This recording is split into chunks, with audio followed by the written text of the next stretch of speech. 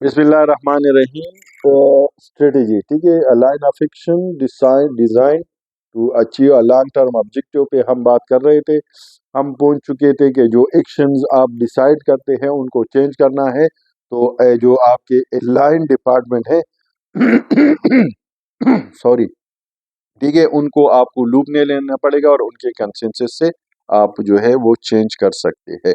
अब हम आते हैं इसके फर्दर, इसका जो टेक्टिकल प्लान होता है या जो लाइन प्लान ऑफ एक्शन आप बनाते हैं ना, उस पे जो भी प्लान ऑफ एक्शन आप बनाए, ठीक है जी, उसके लिए आप एक तो फॉर्मेट आपको डिज़ाइन करना पड़ेगा, ठीक है जी, जिसको एक्शन प्लान या प्लान ऑफ एक्शन का फॉर्मेट कहा जाता है। उसके अंदर आप अपनी सारी एक्शंस को दिनों के हिसाब से, वीक्स के हिसाब से, मंथ के हिसाब से प्लान कर रहे होंगे और फिर उन एक्शंस का जो आउटपुट है वो भी साथ में मैयर कर रहे होंगे और उन एक्शंस का फिर आखिर में फॉलो अप डेट्स, जिसमें आप इसको इन चीज़ों को जो एक्शंस के रिजल्ट है, जो एक्शंस है, एक्शंस के रिजल्ट है, उसके कंसिक्वेंसेस है, उनको डिस्कस कर रहे होंगे ऑब्जेक्टिव से रिलेटेड। कि जी फॉर एग्जांपल हमने इस महीने में ये एक्शन प्लान किए थे कि जी इन एक्शन के बेस पे ये चीज़ें हम अचीव करेंगे। तो अभी वीकली बेस पे हम डिफाइन कर रहे होंगे, डिसाइड कर रहे होंगे कि जो ऑब्जेक्टिव है वो कहाँ तक हमने अचीव किया और क्या रह गया। ये जो आपके स्ट्रेटजी है ना, उसका मेन पार्ट यही है। उसका जो रूह है, निचोड़ है, वो यही है कि जी आप एक्शन प्लान करें, उसके कंसिक्वेंसेस प्लान करें, फिर फॉलो अप डेट डिसाइड करें कि वो कंसिक्वेंसेस एक तो जो आपके वो ऑब्जेक्टिव है उनके साथ मैच कर रहे हो, और जब वो फॉलो अप डेट्स में आप उनका एनालिसिस कर रहे होंगे कि जी जो कंसिक्वेंसेस है वो अलाइन है with the long short term objective and long term objective of the organization. If it is so, then keep it up and continue. If it is not, तो फिर आपको बैठ के वो इन एक्शंस को दोबारा उनका एनालिसिस करना पड़ेगा। ठीक है जी, कि वो हमने कहाँ कहाँ गलती की, कि क्या क्या चीज़ों के अंदर गैप है। उन गैप्स को कवर करने के लिए आपको दोबारा एक्शंस डिसाइड करने होंगे, एक्शन डिफाइन करने होंगे, ताकि आपका जो वो है ना टेक्टिकल प्लान, वो अकॉर्डिंगली कामयाबी की तरफ चलता रहे। तो ये जो भी फॉर्मेट आप उसके लिए डिज़ाइन करें, उसके अंदर ये सारी ऑप्शंस होनी चाहिए। अच्छा जी, इसके अलावा ये जो टेक्टिकल प्लान होता है with the passage of time, शुरू में ये बड़ा डिटेल होगा ना, माइन्यूट माइन्यूट चीज़ें आपने उनके अंदर फोकस की होंगी, उन पे काम कर रहे होंगे, क्योंकि स्टार्ट होता है with the passage of time. इसके अंदर जो जो चीज़ें आपको एक किस्म के फालतू नज़र आती है या एक किस्म के टाइम वेस्टेज वाली चीज़ें हैं, उनको आप डिलीट मार रहे होंगे, उनको निकाल रहे होंगे और आप उसको स्मार्ट कर रहे होंगे ऑब्जेक्टिव के पर्सपेक्टिव में। ये भी बहुत ज़रूरी है कि with the passage of time आप उसके अंदर से जो वो है ना, ये फिल्टर होता जाता है।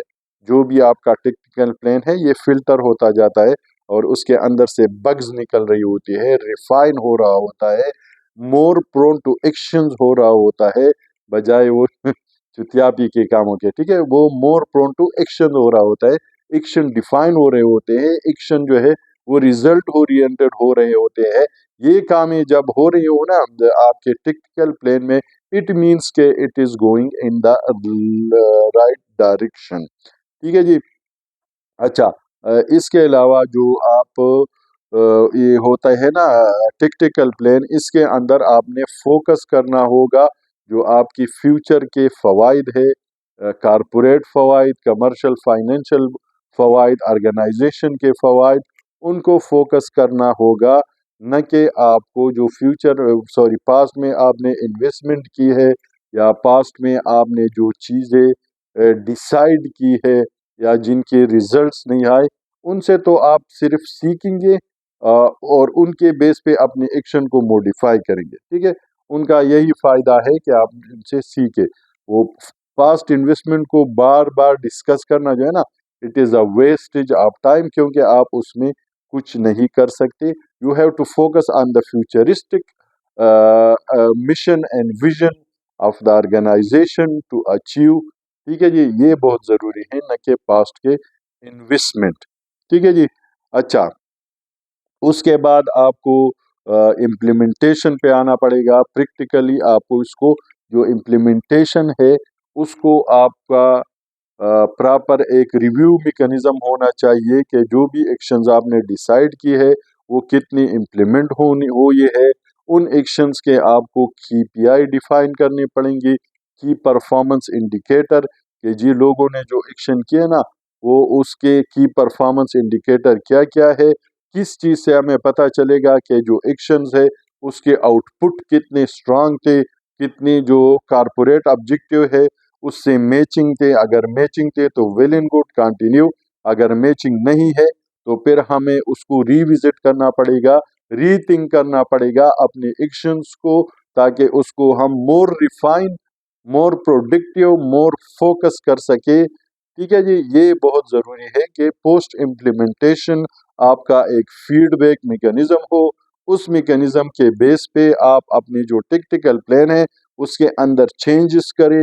ठीक है जी, ये चेंजेस भी जो स्टेक होल्डर है, जो इम्प्लीमेंटर है, जो परफॉर्मर है, उसके कंसेंसस से ज़रूरी है कि आप उसको बिठाएं कि भाई हमने टेक्टिकल प्लान में ये एक्शंस डिसाइड किए थे, ये 4-5 एक्शंस में 3-4 के जो है वो हमें रिजल्ट्स आए, वो results that are matching with the mission and vision of the organisation.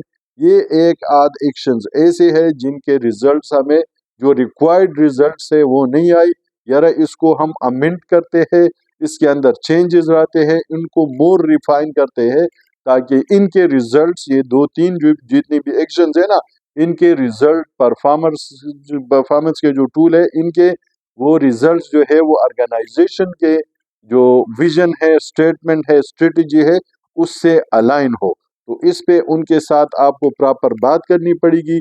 जो फीडबैक मैकेनिज्म है वो उनको दिखाना पड़ेगा, वो बिल्कुल ट्रांसपेरेंट हिसाब किताब होगा, ताकि जितनी भी स्टेक होल्डर है ना वो सब एक ही डायरेक्शन में हो, एक ही डायरेक्शन में इनकी सोच हो, एक ही फोकस ऑब्जेक्टिव, एक ही ऑब्जेक्टिव पे उनका फोकस हो और उसको अचीव करने के लिए एक्शंस हो रहे हो। ठीक है जी। जब हम ये फीडबैक मैकेनिज्म उनके साथ डिस्कस करेंगे, नए एक्शंस डिसाइड करेंगे, तो वो हमारे साथ ऑन बोर्ड हो, उनका कंसेंसस बहुत ज़रूरी है इस मामले में। सही है। अब आखिर में आते हैं रिव्यू पे। ठीक है जी, ये जो जितनी भी आपने स्ट्रेटेजिकल डिस्कशन की ना पिछली वीडियो में और इस वीडियो में, फिर इसके रिव्यू के हम 4 पैरामीटर्स हमारे पास होते हैं। पहला पैरामीटर जो है वो ROI का होता है कि जी आपकी ROI क्या है। ठीक है, जो प्लान आपने बनाया था उसके अंदर जो एक्शंस थी, जो इन्वेस्टमेंट हुई है, टाइम की इन्वेस्टमेंट, रिसोर्स की, लोगों की, फिजिकल इन्वेस्टमेंट, टाइम की इन्वेस्टमेंट, ये सारे इन्वेस्टमेंट से हमें रिटर्न ऑन इन्वेस्टमेंट क्या मिला। ये फाइनेंशियल पर्सपेक्टिव होता है स्ट्रेटेजिक प्लान का। ठीक है जी। तो इसको सबसे पहले इसका एनालिसिस करते हैं कि कमाया क्या।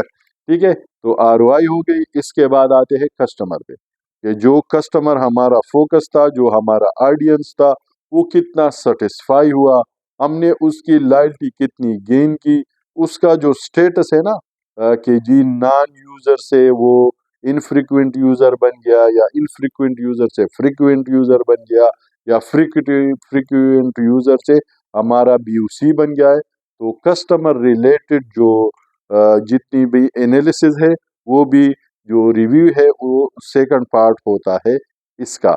ये भी इंतहाई ज़रूरी पार्ट होता है रिव्यू का। ठीक है। थर्ड नंबर पे आता है जी आपके इंटरनल ऑर्गेनाइजेशन रिलेटेड, ये जितनी भी लाइन डिपार्टमेंट्स है, ठीक है, जितनी भी आपके पिलर्स है जिनको आपने अलाइन किया हुआ था, उनके जो आउटपुट है, उनका जो सपोर्ट है वो कितना था, कितने परसेंट उसके अंदर फ्रिक्शन थी, कितने परसेंट वो स्मूथ था, कितनी इन्वेंट्री की क्या स्टेटस थी, इन्वेंट्री का क्या स्टेटस था, जो आपकी फील्ड फोर्स है, जो कि ऑडियंस या कस्टमर से डायरेक्ट इंटरलिंक होती है, उनका RFI क्या था, वो RFI के अंदर रीच, फ्रीक्वेंसी, इम्पैक्ट तीनों चीज़ें शामिल थी कि नहीं थी, उनकी प्रोडक्टिविटी का क्या स्टेटस है। ये बहुत बड़ा एक वो होता है, रिव्यू का मेन पार्ट होता है, जिसके अंदर ये सारी चीज़ें आप दरिया को कूजे में बंद कर रहे होते हैं। ठीक है। फोर्थ पार्ट को कुछ लोग लेते हैं, कुछ नहीं लेता, मैं तो लेता हूँ, और वो है लर्निंग। ठीक है जी। लर्निंग के इस पूरी स्ट्रेटजी में हमारी लर्निंग क्या हुई, क्या क्या एक्सपीरियंस हमने किए, कौन कौन से एक्शंस लिए, उन एक्शंस में कौन से एक्शंस ऐसे थे जिनको हमें विड्रा करना पड़ा, कोई नए ऐड करने पड़े। ये सारी आपका एक एक्सपीरियंस बेस बन रहा होता है। इसके अलावा ये ऑर्गेनाइजेशन के अंदर एक कल्चर डेवलप हो रहा होता है, आपकी टीम का, आपके अलाइन डिपार्टमेंट्स का, आपस में इंटरेक्शन का, एक दूसरे को सपोर्ट करने का, जो कारपोरेट मिशन या ऑब्जेक्टिव है ना, उसको अचीव करने के लिए तगोदौ का, इंटीग्रेटेड क्या कहते हैं, टीम वर्क का, ये सारी चीज़ें आपकी ये लर्निंग वाली फेज में आती है, जो कि बहुत इम्पोर्टेंट है किसी भी स्ट्रेटजी को सक्सेसफुल बनाने के लिए। ठीक है। तो ये चंद गुजारिशात थी। आई होप कि हम सब इससे इस्तिफादा करेंगे। जज़ाकल्लाह।